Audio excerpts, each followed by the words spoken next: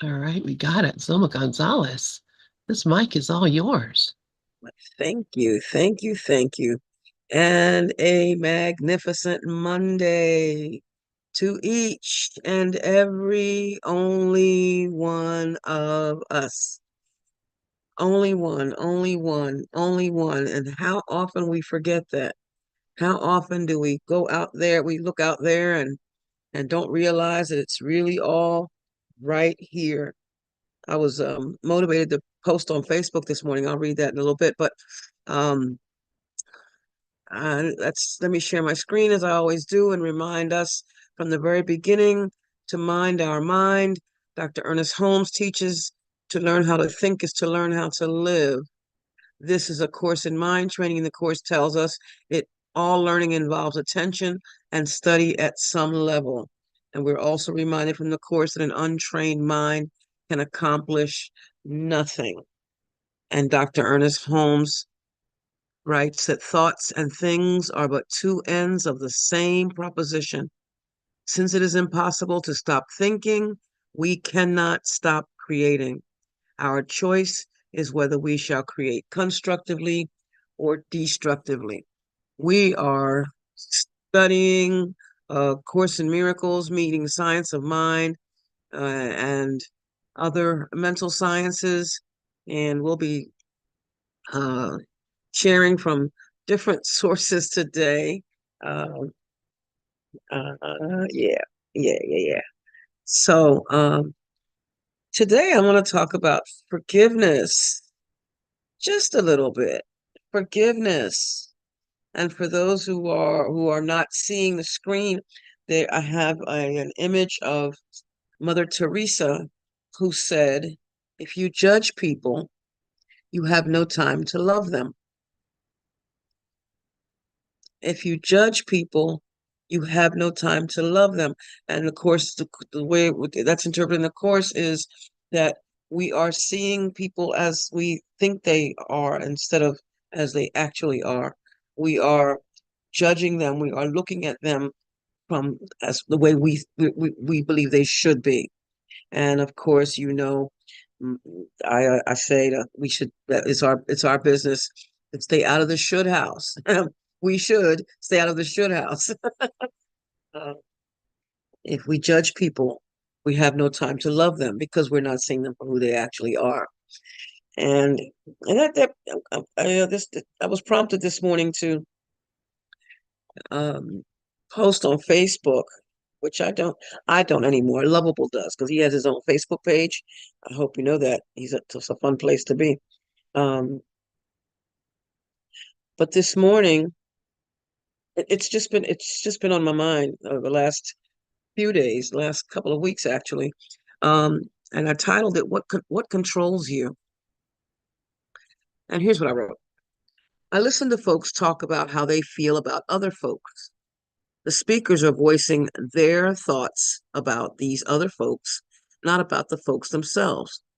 Think about that. And I have their thoughts about in caps. In reality, we cannot blame others for how we feel unless we believe the others have control of our feelings. How is that possible? My feelings belong to me, so I control them, right? If I am believing that someone else has the power to control my feelings, then I'm believing I have no emotional control.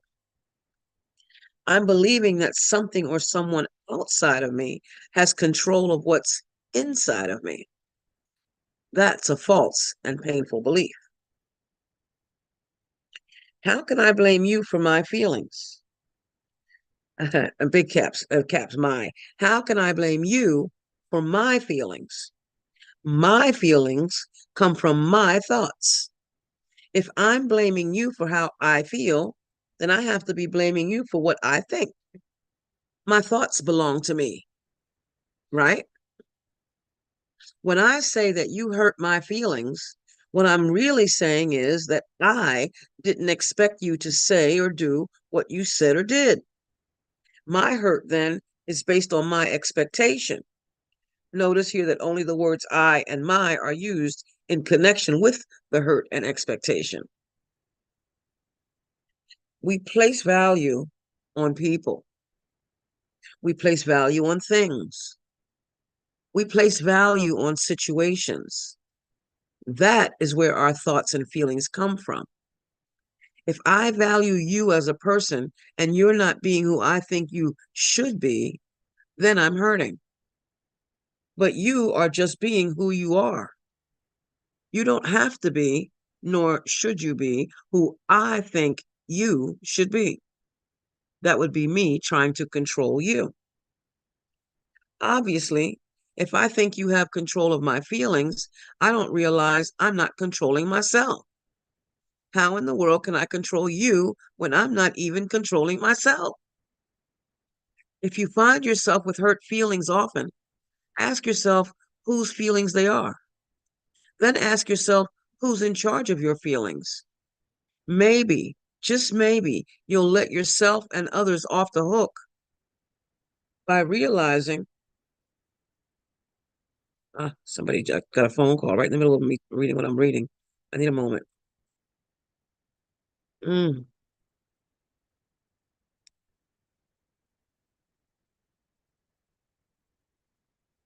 Maybe, just maybe, you'll let yourself and others off the hook by realizing that what others say or do has nothing to do with you unless you attach yourself to it.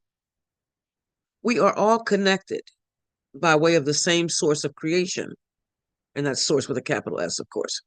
But we are not attached. If we think we are acting codependently rather than independently.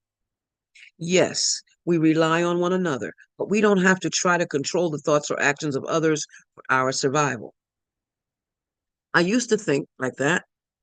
My freedom from that way of thinking began in December 1992, when I began detaching from how I thought things were supposed to be and started learning to accept things exactly as they were. My life changed for the better, and it keeps getting more better. It keeps getting better and better. And so it is. And just prior to that, I had typed short, grudges are heavy to the holder. Why hold them? So I want to talk about forgiveness. It's all that's been rolling around in my mind the last few days, um, particularly because I have something on my mind that just came across me, two or 3 days ago. And I'm doing what I need to do to let it go. All right. All right. So I'm going to share my screen. And let's pull up a few quotes on forgiveness. Miracle principle number 20, part of miracle principle number 27 states that it is the privilege of the forgiven to forgive, which means basically that if I have been forgiven, be it by myself or from others, in terms of words spoken, then it's up to me to forgive as well. And if I believe that I have been forgiven, then it is indeed up to me to forgive.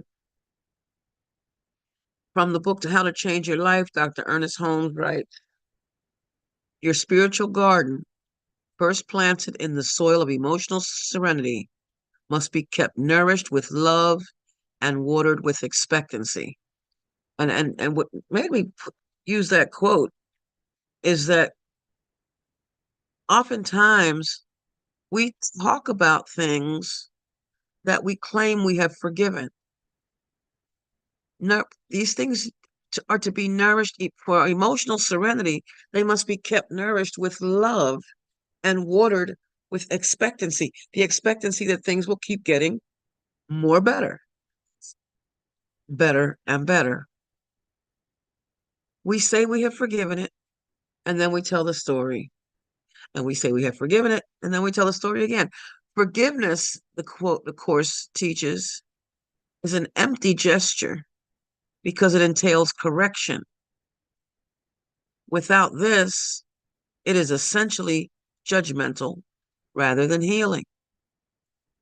So if I'm telling the story again, I'm judging it. I'm not making effort to let it go.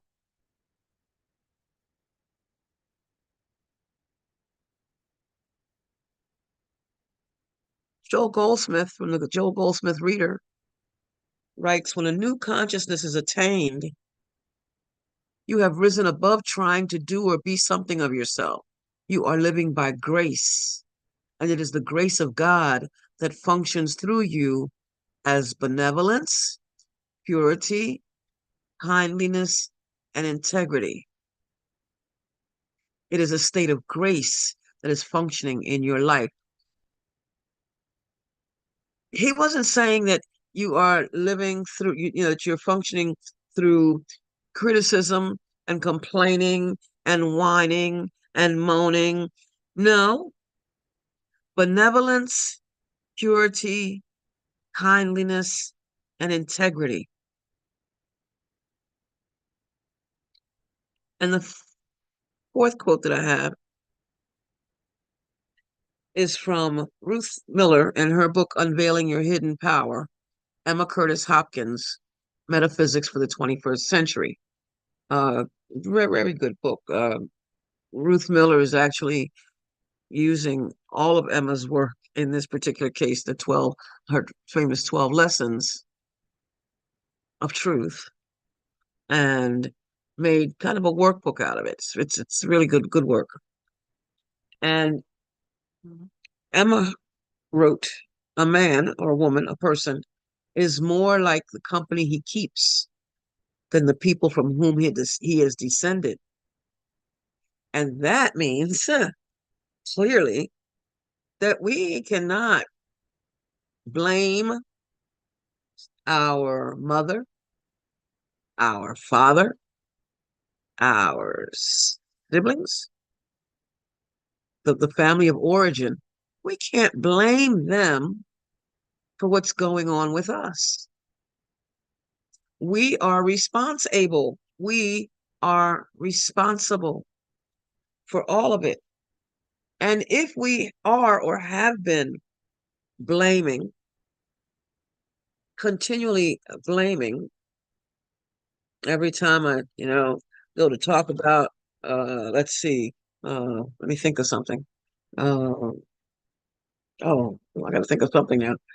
It's See, this is what forgiveness does, because I was going to try to use something with my mom and anything. Uh, oh my God, this is so wonderful. This is the release. This is the release. There's the song I release. I release is the name of the song. It goes, there was a time in my life I thought I had to do it all for myself. I didn't know the grace of God was sufficient. Didn't know the love of God was at hand. And now I can say, if you're discouraged, wanting just to make it through another day, you have got to let it go. Let it all go. And this is what you have to say. I release and I let go. I let the spirit run my life. See, that's the Course's way of saying, I am here to be truly helpful. I don't have to worry about what to do or what to say, because he who sent me will direct me. I let the spirit run my life, and my heart is open wide. I am only here for God. That's what Joe Goldsmith says. It's that state of grace. That state of grace. We're living in a state of grace. Spirit, what we really are, what we really and truly are, is in a state of grace forever. And spirit isn't holding on to those things of the past. Spirit isn't doing that. Spirit isn't going back to a story over and over again and blaming this or blaming that for the way I am in this life. No, I look at it, I learn from it, and as they say in the 12-step program, I take what I need and I leave the rest. In the Course, just came to me, in chapter 5, section 4, paragraph 8, it asks the question, how can you who are so holy suffer? It hasn't come up yet. How can you who are so holy suffer?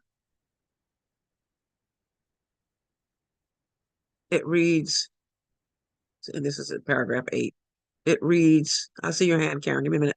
All your past except its beauty is gone, and nothing is left but a blessing. All your past, except its beauty, is gone, and nothing is left but a blessing. Go ahead, Karen.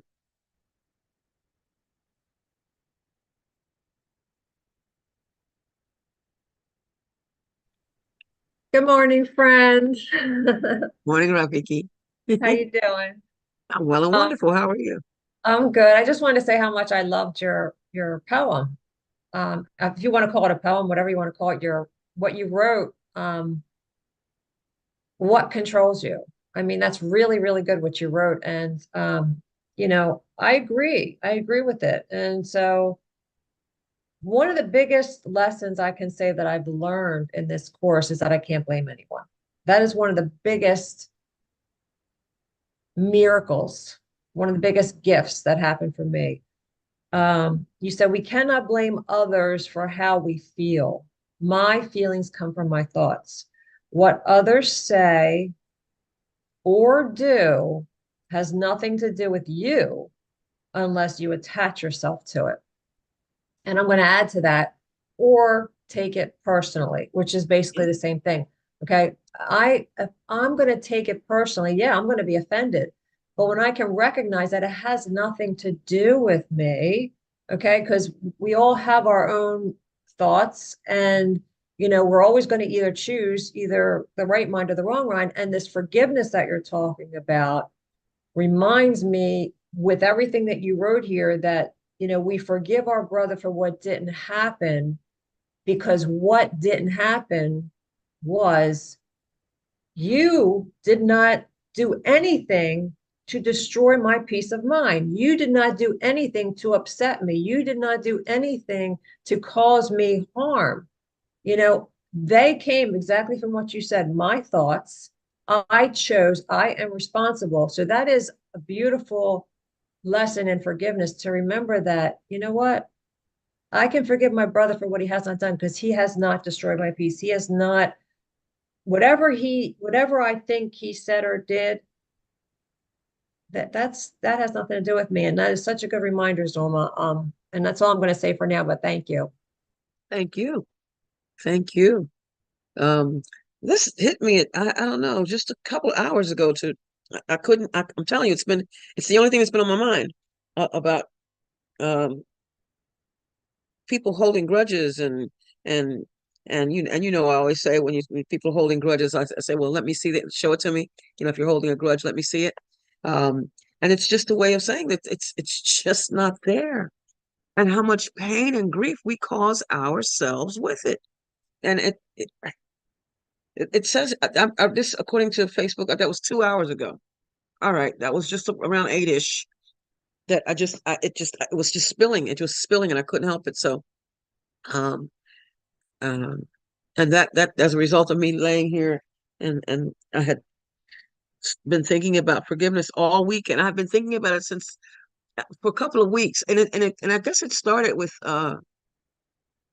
I was watching part of what of Regis's message on the 12th, and he was talking about complaining.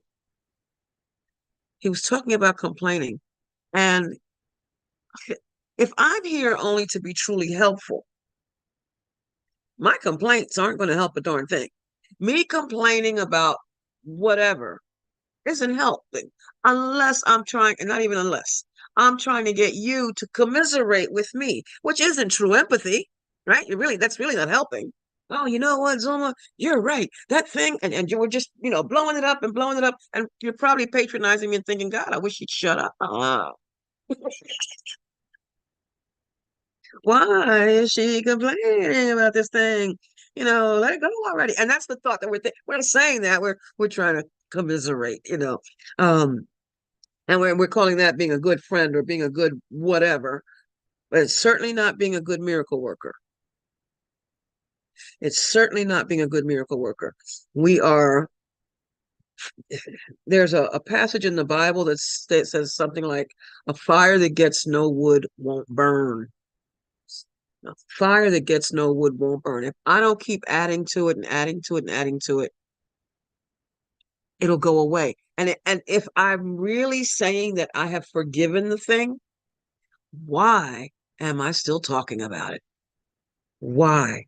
It's contradictory for me to say, "Oh yeah, I forgave my mother for uh doing such and such," and then a week later, so I really did forgive my mother for doing such and such, and then a month later, yeah, and I mean, I really love my mother, I forgave her for doing such and such.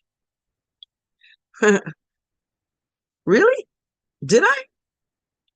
What? And if so, if I really did forgive it, why am I bringing it up? First of all, it's not my mother that I'm forgiving in the first place.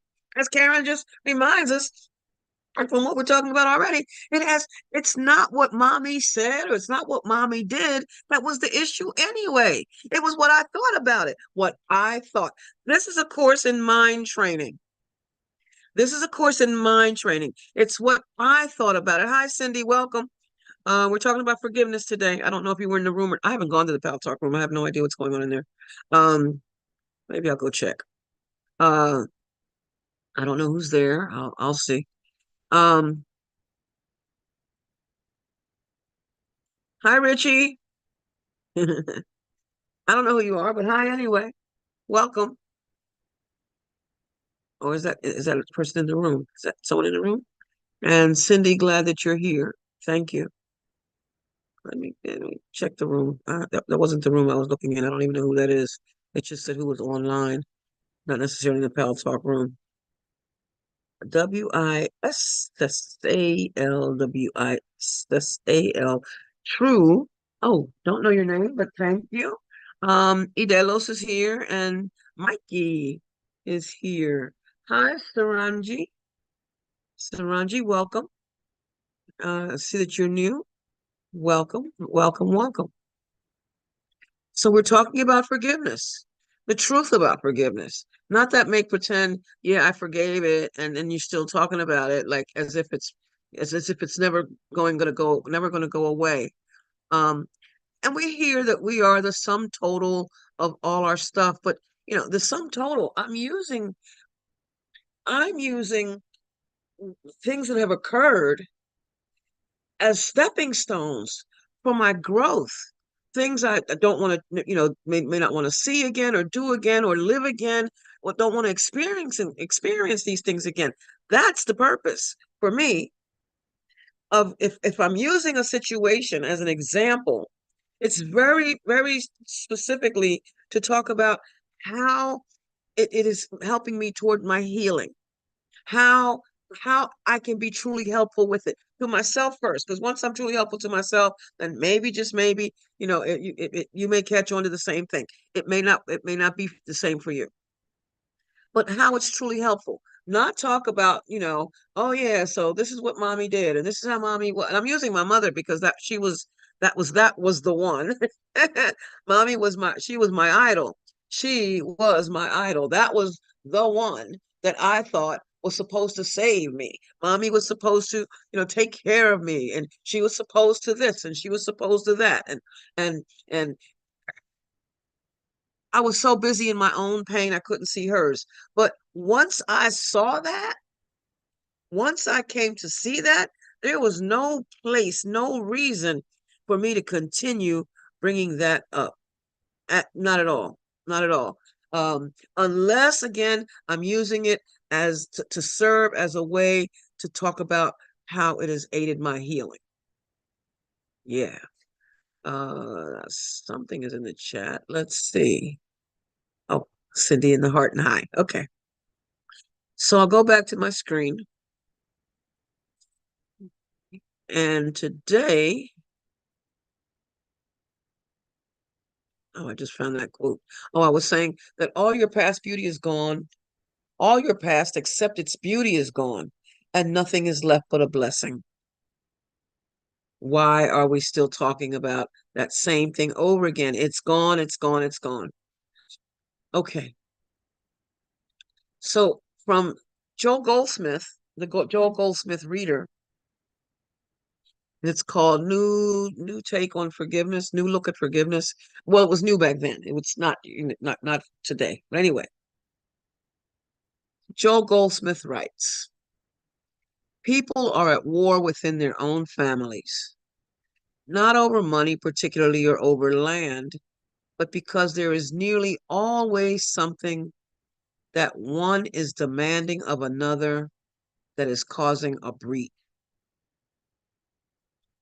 The healing can take place only in release, and you can release every person only when that state of grace has come to you and you realize that you no longer need power. Now that's big. I don't need power over you. I don't need to feel, to have my strength based on your weakness. I don't have to attempt to rule over you. The only thing I can rule is my mind. And if I'm attempting to do that by trying to have power over you, I'm not even doing that in the best possible way. I'm not doing that in a way that's truly helpful to myself or to you. If that breach is a sense of separation, you are different than me. The way you think is different from the way I think, and you should. Oh, that should house. You should think the way I do because I'm right. I know. I know. You know nothing. I don't know what anything is for. I don't know what anything is for, and certainly don't perceive my own best interest because what I'm not realizing is that everything is for my best interest. Now, and that then may become part of the story of how, this person and I, how we used to this and used to that and used to the other, but now because I understand this, that, and the other, because I've come to realize that, this, that I no longer have to go there. I no longer have to keep telling that story and minding my business. Minding my business. I don't need to, keep talking about, my mother's business. I don't have to do that. Let that be exactly where it is. Let that be exactly where it is and focus on me. Focus on me. I'm responsible. I'm responsible for what I see. I'm responsible for what I do. I'm responsible for what I think. All of it. Me. And there's enough to deal with that and to try to be, worrying about or thinking about or talking about what somebody else is doing. Because in truth, when I'm talking about you, I'm really not talking, as I said, I'm not talking about you. I'm talking about my thoughts about you. I'm really talking about myself, my projection, how I see it. It has nothing to do with you. It's just my projection, my thoughts, and how I see it. And Joel Goldsmith continues, your oneness with God is your assurance of omniscience, which means all knowing, omnipotence, which means all power, and omnipresence, which means everywhere. And because of that, you can release anybody and everybody. We're not talking about codependency. We're not talking about being attaching ourselves to what other people think and what other people did and how other people lived and then blaming that for ourselves. That's not what we're talking about. Not at all. I am responsible. The course talks about, and these passages are just coming to me as because I don't have them on the screen on a slide. But the course says that we meeting. I'm looking for it in the course. You have no idea, the course teaches, of the tremendous release and deep peace that comes from meeting yourself and your brothers, your sisters, your mother, your father, your your siblings, your children, totally without judgment. I'm going to bring that. Put that on the screen. When you recognize what you are, we're talking about spirit here. When you recognize what you are, I'm going to put that here. When you recognize what you are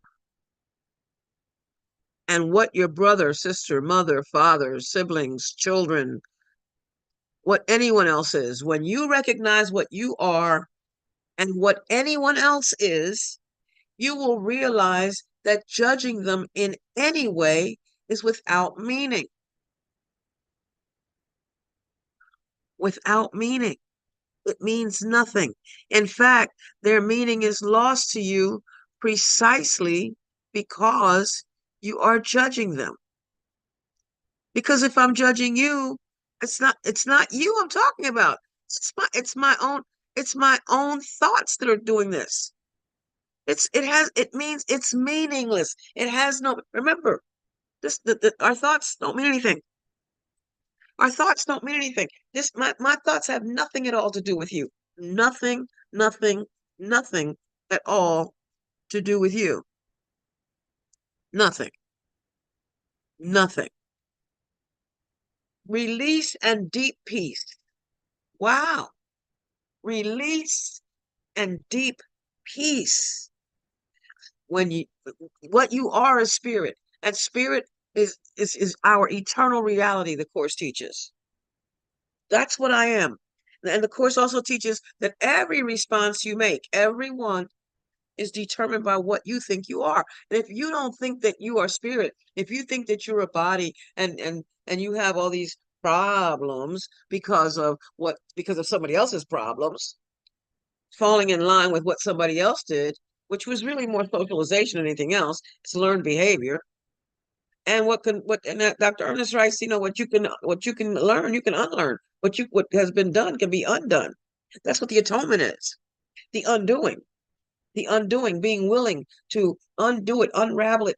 Think about yarn. When you crochet something and you realize way back there that something isn't right, and it's as a result of that, the rest of it isn't going to be right either.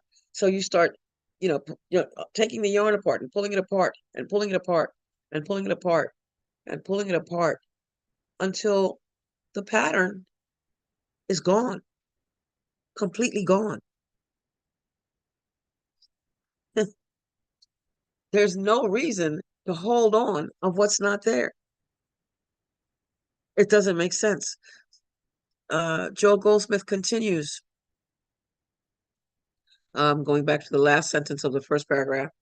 He says, your oneness with God is your assurance of omniscience, omnipotence, and omnipresence. And because of that, you can release anybody and everybody. This might be called forgiving, but it is a far better way of dealing with the whole subject of forgiveness than the traditional approach. To forgive is difficult because forgiveness has always implied the forgiving of an actual wrong done, which in some way is one is supposed to forget. And this is really key.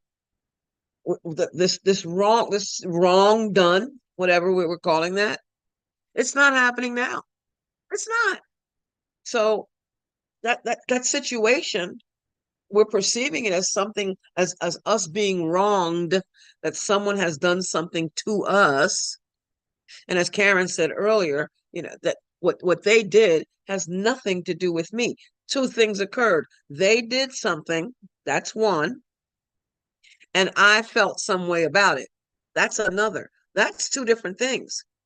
It's not that what you did led me to feel this way. Absolutely not. Hi, Michaela, welcome. We're talking about forgiveness. Hi, good morning, everyone. Um, and the course going back to the very first quote is that it is the privilege of the forgiven to forgive. If I have been forgiven, if I have forgiven myself, then I have to release everything else, because everything that I'm forgiving myself for is based on my thoughts. So my thoughts about you, my thoughts about whomever, my thoughts about whatever, my thoughts about wherever, my thoughts about any of it. So Joel Goldsmith continues, he says to forgive is difficult because forgiveness has always implied the forgiving of an actual wrong done, which in some way one is supposed to forget. And this is rather difficult to do. And let's talk about that. It doesn't mean that whatever that thing was that happened when it happened way back then, be it a minute ago, a week ago, or, a year ago, 5 years ago, 25, 50 years ago, 65 years ago. Oh, my mother, that just made me think of my mother. I have abandonment issues because when I was born, mommy didn't hold me for half a day because she was so sick. And okay, and that's part of it. She didn't hold me for half a day because she was so sick that after she delivered me, she didn't even remember that she had done that. And when she woke up, she was crying for this is a funny story to me today. It's a funny story. She was crying for the nurse that she was ready to have the baby. And the nurse told her, she said, you had a baby girl, X number of hours ago. And she's like, I did. I mean, with her accent, I did. And she started feeling her stomach. She says, I did. And, and the joy, I used to look so hard at the part about her not having spent time, her not holding me when first I was born because I was feeling sorry for myself. I was holding that. I held on to that and, and blamed her for abandonment issues that I used to have because once all that left, once I saw the whole story, first of all, she was ill. She was, I gave her a hard way to go. That's why she only had me. That's why mommy only had one child. She birthed just one. It was difficult for her. And she was 30 when she did that. So, um, but trying to make a story out of that and that that life is abandoned. People are abandoning me, or I have abandonment issues because my mother didn't hold me when I was born. What kind of sense does that even make? What sense does that make? When I'm responsible today, I get to make choices. It's not mother didn't abandon me. It's me thinking that I was abandoned. It's me abandoning myself. It's the belief that I am separate from my mother, that I'm separate from God, that I'm separate from life, that I'm separate, period. And that's impossible. It's impossible. One source, one spiritual DNA. There's only one individualized expressions of the one. Individualized expressions of the one, not separate from it, not apart from it. I'm not a part of God. I'm not a part of God. I am God in form. I am God individualized, expressing. God being a title that means omnipresent. So if it's everywhere present, then I'm it, you're it, everything, everyone, everywhere is it. Mm. But talking about the forgiveness principle, talking about the thing that was done, whatever the thing was that occurred. Joel Goldsmith says that it's rather difficult to forgive the actual wrong. He says it is far easier to forgive, and here it is. It is far easier to forgive if you can see that the reason that you think a wrong has been done to you is because you were expecting something from someone and you had no right to expect anything from anybody. There it is.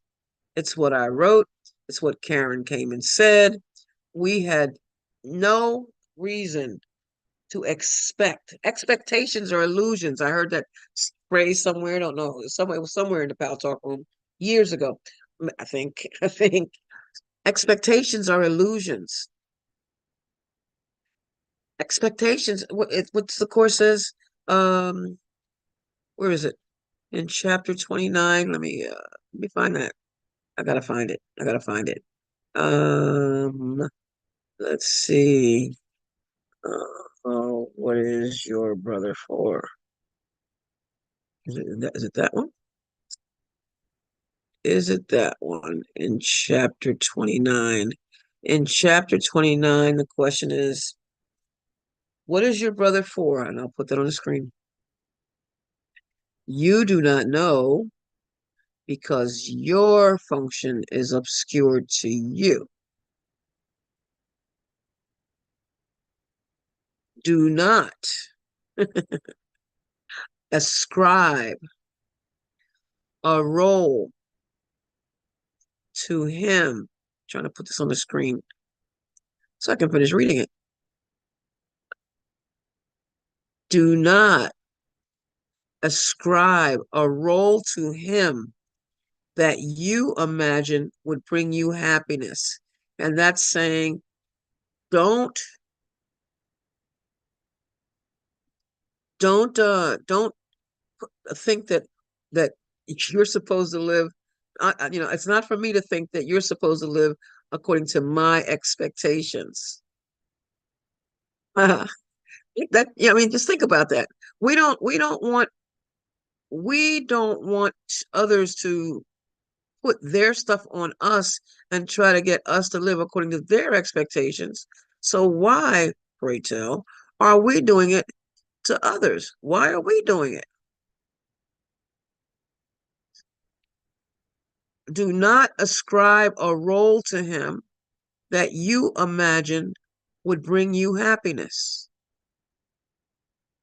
And do not try to hurt him when he fails to take the part that you assigned to him. I'm writing your script and not giving you the script. I, I, I have these expectations of you. You're supposed to this, and you were supposed to that, and mother was supposed to do this, and daddy was supposed to that. Daddy wasn't supposed to die when I was 10. That wasn't supposed to happen. By whose rules? I didn't create myself. I'm not in charge of the creation. So who am I to let me not be your critic today, Lord? That's in let all things be exactly as they are. Let me not be your critic today. My thoughts are totally sick. They don't mean a darn thing, and they're totally sick. Sickly forms. I believe that's workbook lesson 313. Sickly forms. The way I'm making stuff up. Do not ascribe a role to him that you imagine would bring you happiness. Joe Goldsmith, how did he say it? He said, the reason that you think a wrong has been done to you is because you were expecting something from someone and you had no right to expect anything from anybody, which is basically what I wrote on Facebook this morning. And I hadn't read any of this before I did it. Because the one mind is the one mind. Once you get it, you got it. And when you get it, you hold on to it. You don't just go with, oh, well, that's not a thing anymore, and keep talking about it. Keep bringing it up. Oh, well, that's not a thing anymore, and you keep bringing it up. No, I'm moving on. I'm collapsing time. That's gone. I am here, and I am here now. And this is the only place where I can be. This is it. There is no past. There is no future. And I'm not waiting for a day in the future to suddenly. The course teaches, be not content with future happiness. Don't try to be content with future happiness. You have need to be happy now. Now. And I can't be happy. I can't be in peace. I can't be in love. I can't be my best self. I can't be truly helpful if I'm spending my time complaining about what was and what somebody did and what somebody's doing and how they hurt me. Because see, I'm just because if even if I'm thinking that, I'm not realizing my grandeur. I'm thinking it's my little self, you know, just this little me, and that you're capable of hurting me. I am forgetting what I am. I am not remembering that I am spirit, that I am what God is. Every response you make, the course teaches, is determined by what you think you are. Every response. is determined by what you think you are, and what you want to be must determine every response you make. So if I'm continually criticizing, and I'm continually complaining, and I'm continually blaming, and I'm continually trying to shame somebody, hey, I'm attempting to make myself big by making someone else small. And if I don't realize that my worth is not established by anything out there to begin with, and if I did realize that, then there would be no need for me to try to shame you and blame you and talk about how badly what you did to me and this, that, and the other. That we need to look at ourselves, because we're not talking, as I said before, we're not talking about that person, that thing out there. We're telling our thoughts and feelings about that person and that thing out there.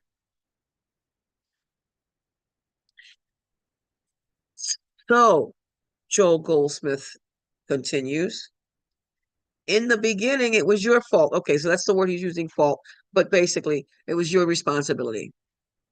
And I'm going to put the word responsibility in here in parentheses.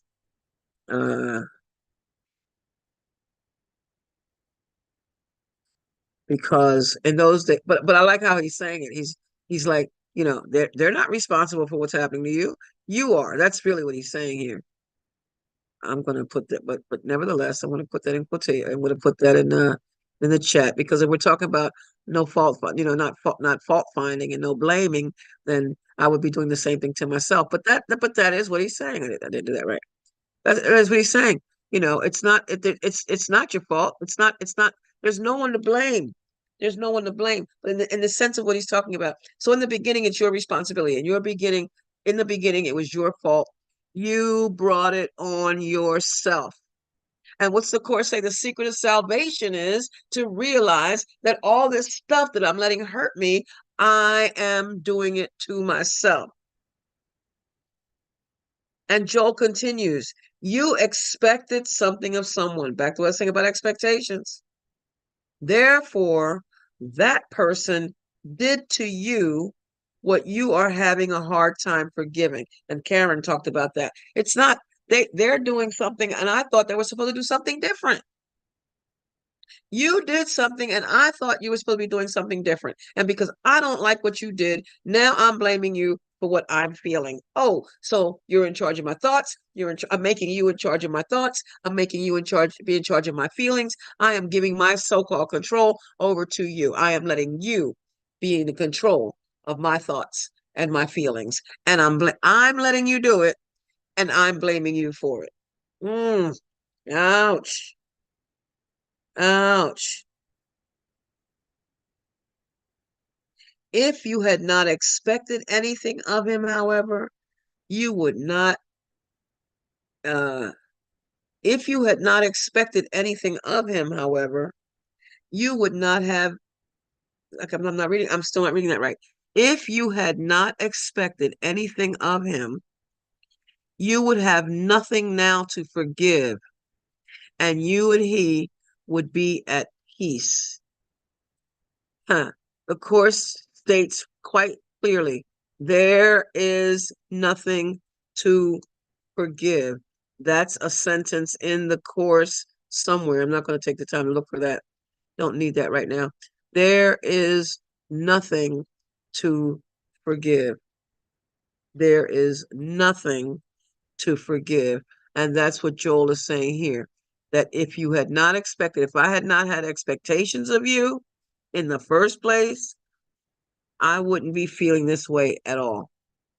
And I look at situations like, suppose none of that story even existed. What if that story had not existed? What if, all that stuff that I'm blaming stuff for, what if I didn't know that stuff? Would all that still be? No. If I didn't know that, if mommy had never, I'm going to go back to that story. I think that's a good one, because I used to have a thing with that. Used to be a thing for me. If mommy had never told me that she didn't hold me until X amount of hours later, I would have never thought or felt or believed that that she had abandoned me, and that would have never been a reason for me to think I have abandonment issues, because there would be no history. Well, the truth is, there is no history. It is none. It's not there. It's not there. And if along the way I was having abandonment feeling issues, if that I was having feelings of abandonment, then I need to look at my feelings, which are stemming from my thoughts. It's me. It's me. It's me standing in the need of prayer. It's me. There's something in the chat. Yes, Karen, I am not the victim of the world I see. Let me go back a bit. And Cindy wrote, first Lynn wrote that Joel is so wise. Yes. And Cindy wrote, how dare you not want how dare you not want what I want when I want it? How dare you? Now I must suffer and it's all your fault. And that's not a relationship. It's a dictatorship. Absolutely, Cindy. Absolutely. It's a dictatorship. Yeah, I'm right. You're wrong. Do it my way. And even if you do it my way, I'm not going to be happy. Oh, at first I'm going to think, yeah, well, I'm controlling you, and I'm making myself feel strong by attempting to make you feel weak. But then I'm not recognizing what I am, that I'm not a body. This is not a body thing. This is not a body thing. I want to close. I got time. Let's see. I'm going to try to take my time with this. With a prayer from Dr. Ernest Holmes from the book How to Change Your Life. And Dr. Holmes writes, realizing that I am rooted in pure spirit. Let's start from there. Wait. Spirit is in a state of grace forever. The course. Spirit is in a state of grace forever. Forever. That's always. And always has no direction, the course teaches. Always has no direction. So spirit is always in a state of grace. My reality, your reality, our reality, capital R, our reality is only spirit. For real though, our reality is only spirit. Therefore, I am in a state of grace forever. And that is what Joel Goldsmith stated back here. When the new consciousness is attained, you have risen above trying to do or to be something of yourself. You are living by grace, and it is the grace of God that functions through you as benevolence, purity, kindliness, and integrity.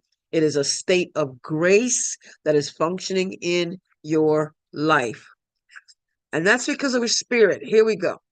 Realizing that I am rooted in spirit, I trace my life back to its original source, and capital S for source, of course, and find that every activity of my mind and body is in rhythm with the one perfect capital L life.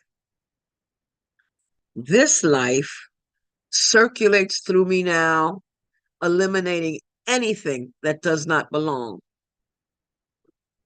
Anything. That letting it go. Let it go, let it go, let it go. Wish I had that song. Oh, I may have to find it if I have time.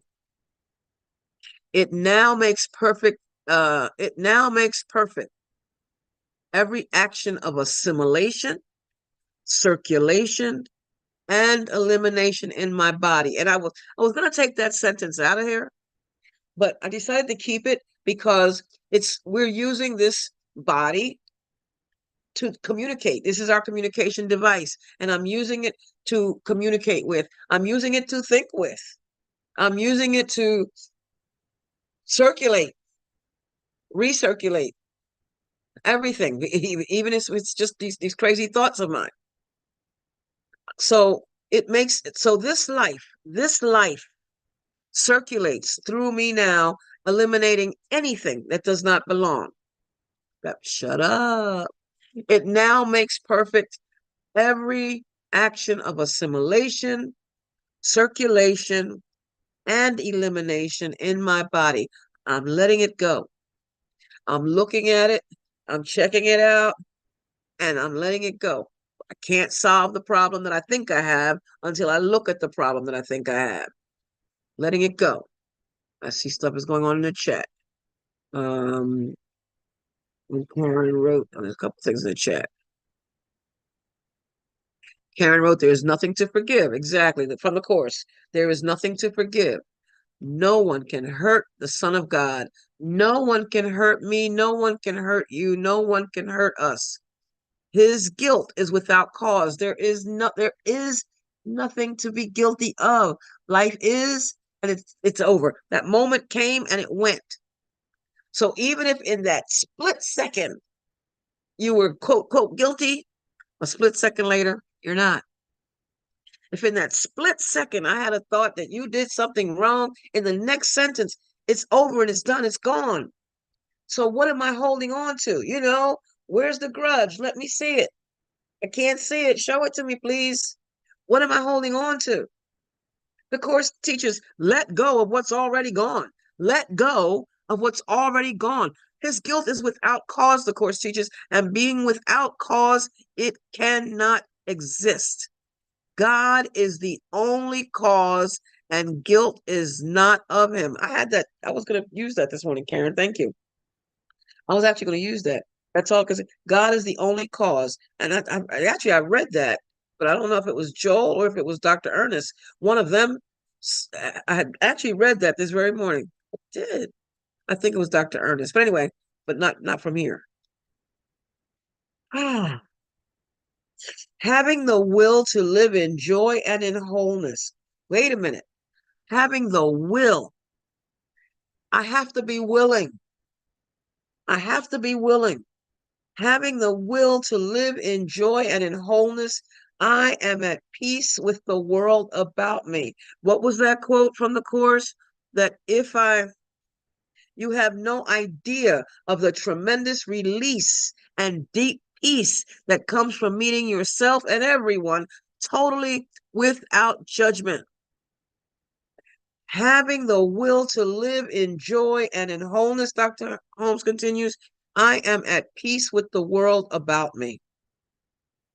My desire is to live and to let live, to give and to forgive, and to see in every person I meet the divine likeness with a capital D. And I'm going to say every person I meet, every person I have met, every person who is physically still on the planet, everyone who is not. So there's no talking about, that what somebody did and how somebody treated me and how somebody this and how somebody that. No. My desire is to forgive,